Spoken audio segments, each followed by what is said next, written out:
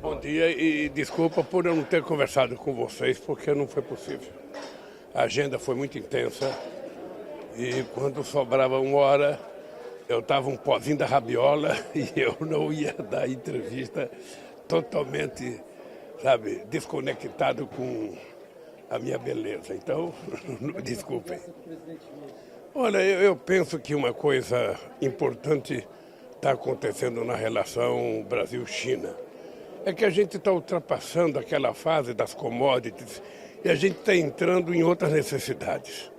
A gente está entrando na questão digital, nós temos muito a aprender com os chineses. A gente está entrando na questão da cultura.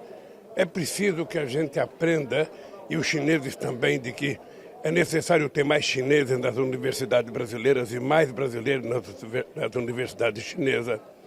É preciso que a gente discuta a questão da transição energética, porque o Brasil é um país que tem um potencial extraordinário de energia limpa em todos os aspectos e que os chineses podem nos ajudar, não apenas na construção da nova matriz energética, mas as empresas deles participarem de associação com empresas brasileiras. Eu acho que um país que precisa tanto de ter uma interação na conectividade na nossa educação, nas nossas escolas, e nós temos o compromisso de tentar levar, sabe, internet, banda larga, para todas as escolas públicas brasileiras, por todo o território, nós vamos ter que construir parcerias com empresas chinesas para que isso possa acontecer. Eu estava satisfeito porque eu sinto e senti uma extrema vontade do presidente Xi Jinping e dos ministros, sabe, dessa interação com o Brasil. A nossa relação estratégica, eu acho que ela vai se aperfeiçoando cada vez mais e nós não precisamos romper e brigar com ninguém para que a gente melhore. O Brasil tem que procurar os seus interesses, o Brasil tem que ir atrás daquilo que ele necessita e o Brasil tem que fazer acordos possíveis com todos os países. Nós não temos escolhas políticas, escolhas ideológicas, nós temos uma escolha de interesse nacional. Interesse do povo brasileiro, interesse da indústria nacional, interesse da nossa soberania. E, portanto, eu saio daqui satisfeito. Ainda vou ter que passar em Abu Dhabi, vamos ter que assinar um acordo importante para o Brasil, de investimento no Brasil. E no domingo à noite estaremos todos juntos no Brasil. Houve algum avanço no assunto Ucrânia, presidente? Algum passo adiante?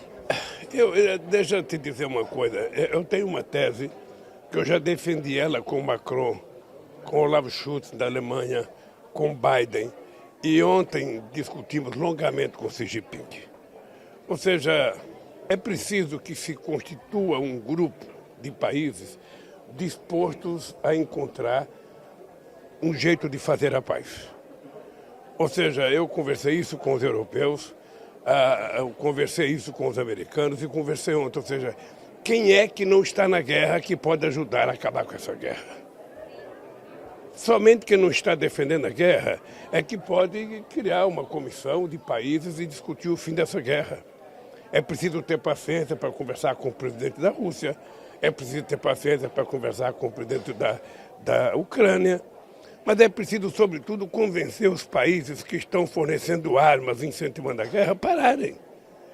Porque eu acho que quando começa uma briga, a gente fala em guerra, mas poderia ser uma briga de rua, poderia ser uma greve, ou seja, é preciso começar e saber como parar.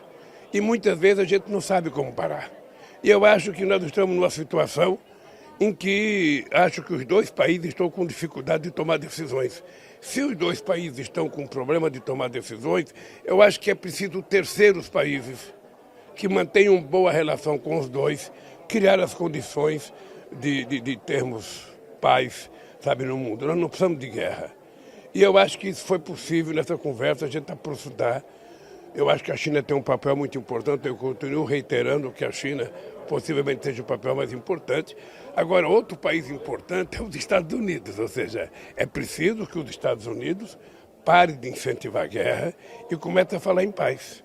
É preciso que a União Europeia comece a falar em paz, para a gente poder convencer o Putin e o Zelensky de que a paz interessa a todo mundo e a guerra só está interessando, por enquanto, aos dois. Eu acho que é possível. Não é uma coisa fácil. Vocês sabem que uma briga entre família é muito difícil. Quando ela começa, a gente não sabe como ela termina. E uma guerra é a mesma coisa. Sabe? É preciso agora paciência, é preciso encontrar no mundo países que estejam dispostos. O Brasil está disposto, a China está disposta. Eu acho que nós temos que procurar outros aliados e negociar com as pessoas que podem ajudar as partes. Nesse instante, eu acho que é preciso a União Europeia e os Estados Unidos terem boa vontade, o Putin ter boa vontade, os Zelensky ter boa vontade, para a gente poder voltar a ter paz no mundo. O senhor espera uma reação negativa do governo americano com essa reativação da parceria com a China em todos os níveis? Não acredito e não há nenhuma razão para isso. Ou seja, quando eu vou conversar com os Estados Unidos, eu não fico preocupado com o que a China vai pensar da minha conversa com os Estados Unidos. Eu estou conversando sobre os interesses soberanos do meu país. Quando eu venho conversar com a China, eu também não estou preocupado com o que os Estados Unidos estão pensando. Eu estou conversando sobre os interesses soberanos do Brasil.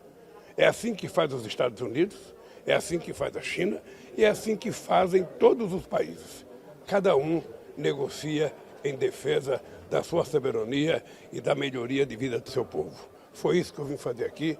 Saio daqui muito satisfeito e tenho certeza que a nossa relação com a China não é necessariamente, capaz de criar nenhum arranhão com os Estados Unidos. Eu fui visitar a Huawei porque eu tenho necessidade de fazer uma revolução digital no nosso país.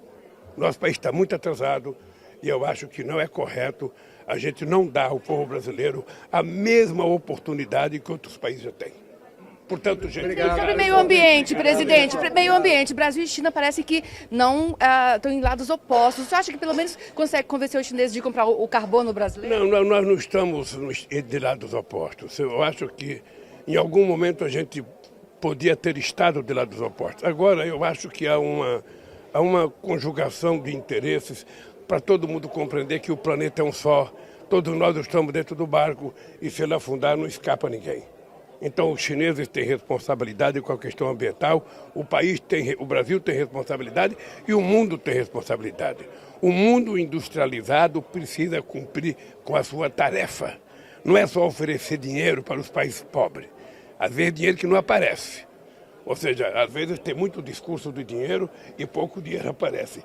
É preciso que todos, do mais industrializados ao menos industrializados, a gente tenha a preocupação com o cuidado com o planeta. Obrigado, gente, um abraço.